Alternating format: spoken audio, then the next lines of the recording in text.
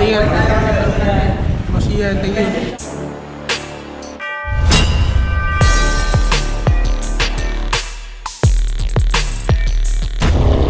Good morning mga kalarga. Kamusta kayo? Panibagong araw. Ang ride natin ngayon ay Ride for a Cause. So na-invite tayo ng ating kaibigan na sumama para tumulong at mag-distribute ng mga relief goods. Yun, tara!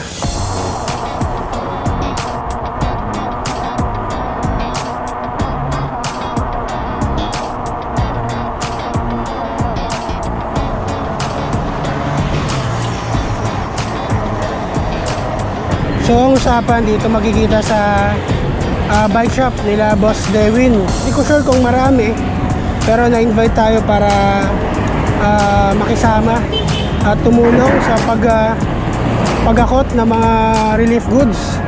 So mas marami, mas madaming magdadala.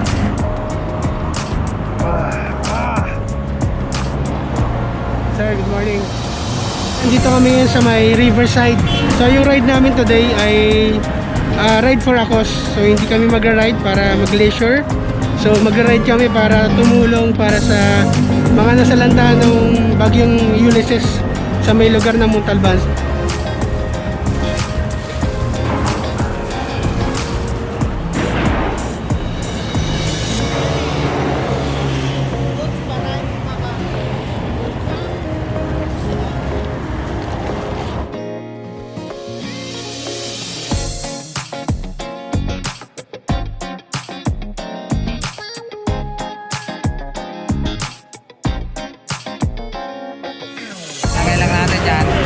Pagdating natin doon mamaya, yung mga Unload na lang.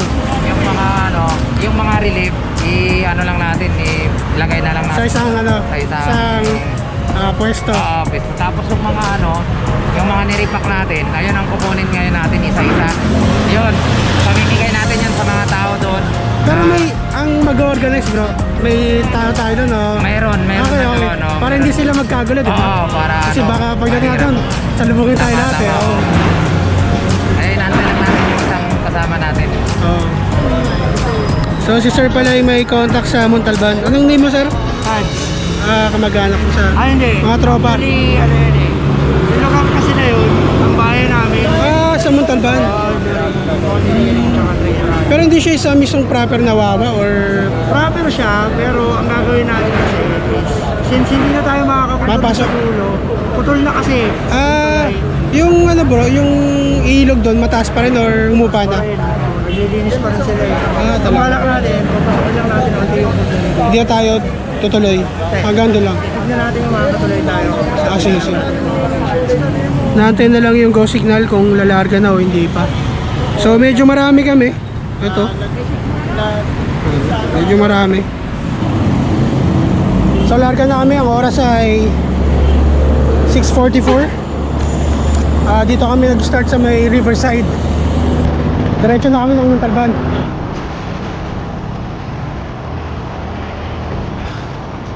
So dito pala kami nadaan sa may Area B, Payatas Road.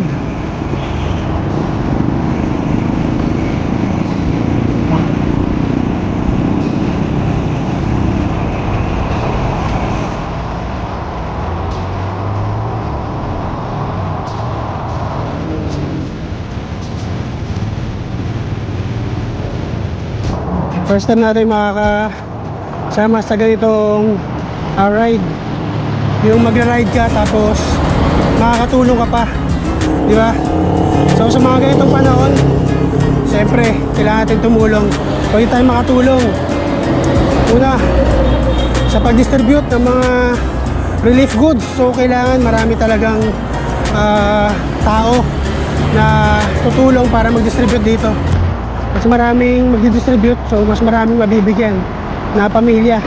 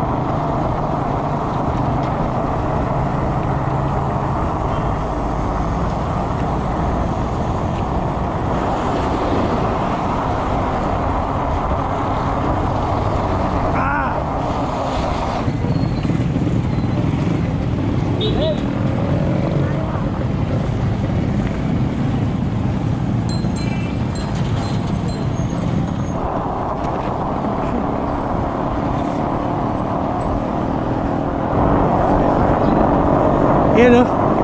Oh, try.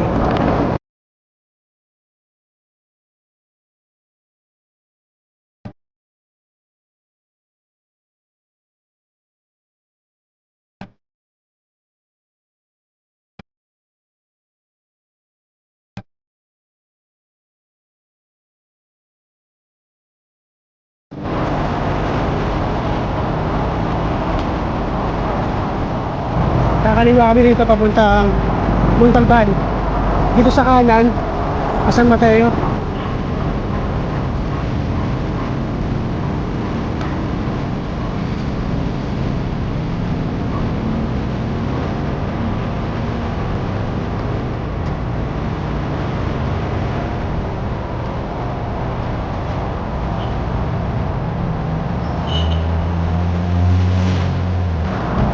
Dito.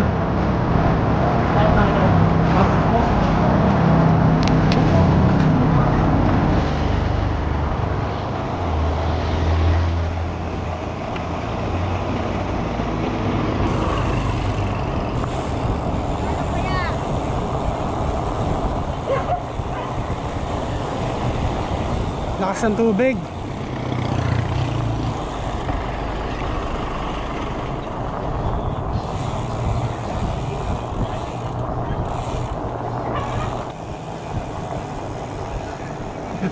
Taas tubig.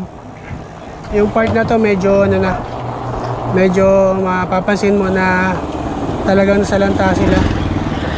Daming punong nagtumbahan.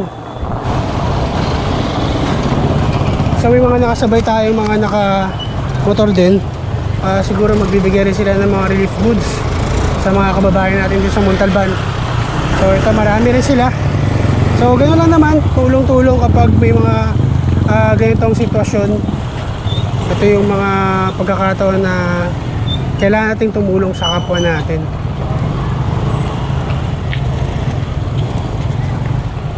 Nakipag-coordinate yung kasama namin sa mga taga rito para mabigyan ng magandang distribution. So dito tayo sa part ng ilog. So makikita mo rito talagang grabe yung dinulot nung bagyong Ulysses. Ito yung part ng ilog, makikita nyo. So kulay brown yung tubig, ibig sabihin umulan nung mga nakarang araw. Ito pag walang ulan, medyo green ang kulay. So pero ngayon kulay brown na. Tsaka mataas yung tubig. May mga bahay doon na medyo bumagsak, siguro dahil sa hangin.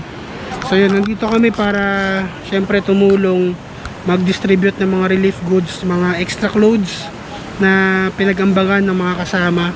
So syempre para magamit din ng mga taga rito. Bro, anong name mo ulit? Alvin. Alvin from Makati. So si Alvin from Makati, nakabike din siya. Dalawa sila ng tropa niya. Una silang rumisponde rito sa location na to. Itong location na to, yung pagbabagsakan namin din ng mga relief goods. Pero sila Alvin, sila yung unang nagpunta rito para mag-extend ng tulong. Anong lugar to, bro? Anong exact na lugar to? Si Chihuahua San Rafael. Si Chihuahua pa rin siya. Si Chihuahua San Rafael Rodriguez Rizal. Ngayon, nung Thursday, nung katatapos nung onslaught, walang masyadong responders nun, so mga locals talaga nagtulungan para sa rescue. Rescue. Si Kuya Noel, yung isa rito sa mga locals dito, yung siya yung parang nag-head nung rescue sa ilog sa mga tao na munti ka na malunod. Pero magaling sa ropesmanship yun. Itong tubig na to, bro, itong part na tong tubig, mataas talaga siya? Oo, bale yung Wawa Dam, yung mismong Wawa Dam, di ba alam mo, flat yun, yung overflow niya. Tumaas daw halos yun ng 15 talaga? 15 meters. So, makikita mo pag pumunta ron yung mga puno ganyan katataas, na makikita ka mga nakasangat. Mas mataas yun sa dam. Talaga? Pero yung mga bahay talaga dun, lubog talaga. Oo, pag pumunta ron, makikita mo yung mga bahay ng bangkero dun, wala na. Okay, Yung mga nakita ko bangka lang sa nila, Facebook Yung mga bangka nila, hinuhukay na nila sa lupa. Sa lupa, sa putik. Pero ngayon, okay na yung situation, bro. Okay na yung pagdating ng tulong. Nung unang araw, nung Thursday, wala halos. Nung Friday, meron namang mga ilan na dumating. Nung gabi, meron sila. nag-distribute ng relief goods, pagkain, tsaka nagpaluto sila. Si Nanay G ang aming Nanay G. sitio elder. Okay. Siya ba yung namamahala rito? Siya yung parang pinaka-elder ng sitio. Kaya sa kanya kami talaga? pupunta. Kasi siya yung may alam na halos lahat na nangyayari. Nangyari dito. So nandito yung mga relief goods na pinagsama-sama. Nilagay namin sa isang lugar para syempre ma-distribute ng maayos. Hello. Dami. Oh, gamit ko sa kanta. Uy, Sa Marines. ayun, dami niyan. Kay Jun. Wala pa kayo sa anak niya basketball player. Talaga. Ayun, siguro Wala pa. yun. Elite shirt. Ito, magaganda yung natural mo. Meron tayong mga sandals dito. Pamimigay. Yeah, meron eh. Punta tayo dito sa may bandang bungad. Papuntang Wawa Dam. Check natin kung ano yung situation doon. Ano yung tsura. May mga nakita tayong nagbabike papunta rito sa Wawa Dam. So marami ng ano daw sabi nila ng mga nakausap ko, marami ng grupo na nagpunta rito para mag-extend ng tulong at magbigay ng mga relief goods. So itong part na to nung si Chihuahua, ito yung naapektuhan ng baha kasi malapit sila sa may ilog, kaya talagang grabe yung pinsala. So may mga nakapila, maraming tao dito sa part na to.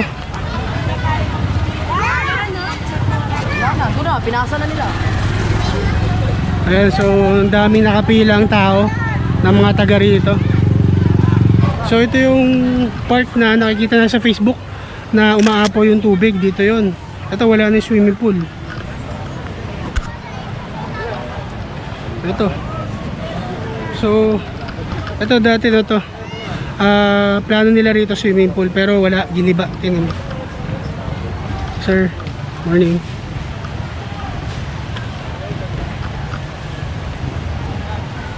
Ayun, giba rin dito. Kita oh. Pato doon, ito. Itong part na to. So, giba na rin siguro gawa nung malakas na agos ng tubig.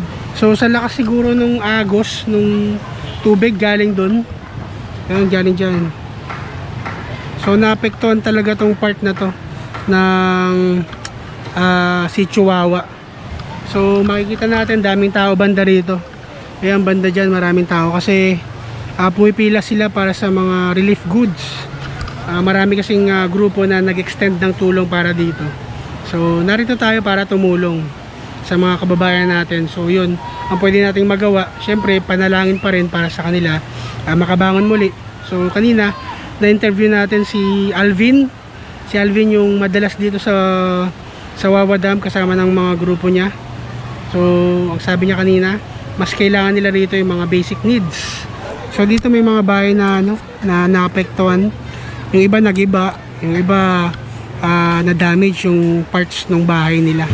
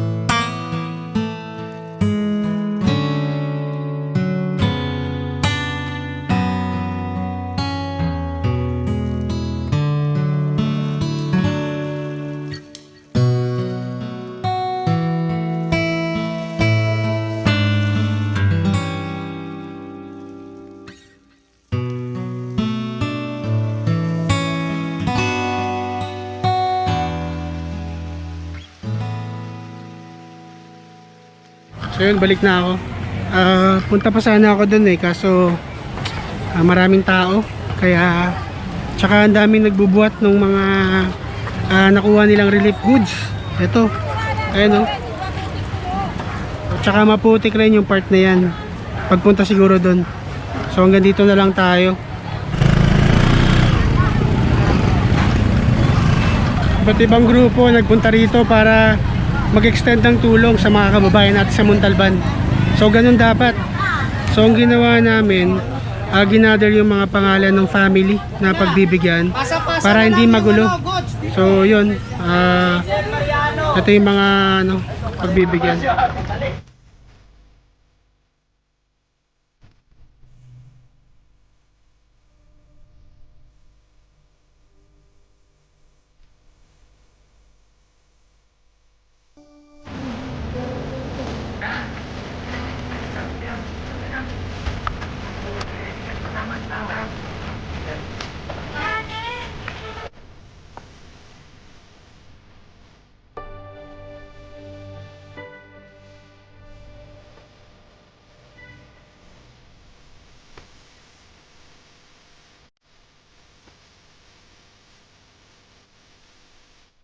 +100 na family ang nabigyan namin sa araw na to. So yun, ang ating mga Shimano Nene na nag-organize ng relief goods distribution. So kahit pa paano maraming family ang natulungan ng mga dala namin. So makikita mo sa mga mukha nila na talagang excited sila makakuha ng relief goods. So hindi lang naman kami yung nandito para mag-extend ng tulong, marami pang ibang grupo na nagpunta rito para mag-extend din ng tulong. So kung mapapansin nyo banda ron sa may malapit sa may ilog, sa may barangay hall nila, marami mga van na naka-park. So may mga dala ring relief goods para mag-extend din ng tulong sa mga taga rito. So yun, larga na kami, balik na sa Quezon City. Kasama natin.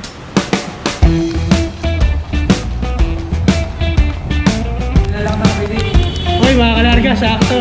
Dito mga idol natin, oh. Ayan, oh. Oh, si Ian, oh.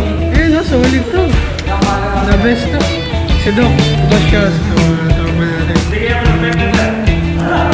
So ito, hindi to edited, ah. Ayan, oh.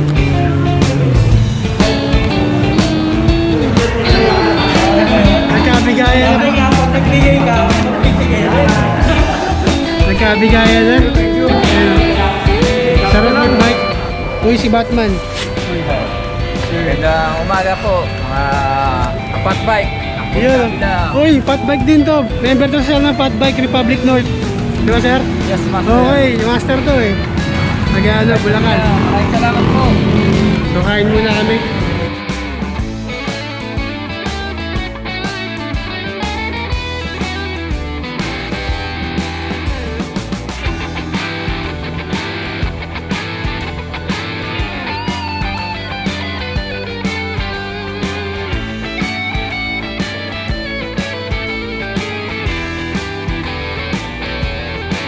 Cool.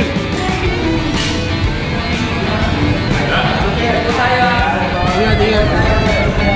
Pasiyan, thank you. Sir Noel. So, ulit na sila Sir Noel. Sila pasiyan, thank you. Thank you. Si Doc, sa baba. Nasa labas, nauna na. Uwing-uwi na.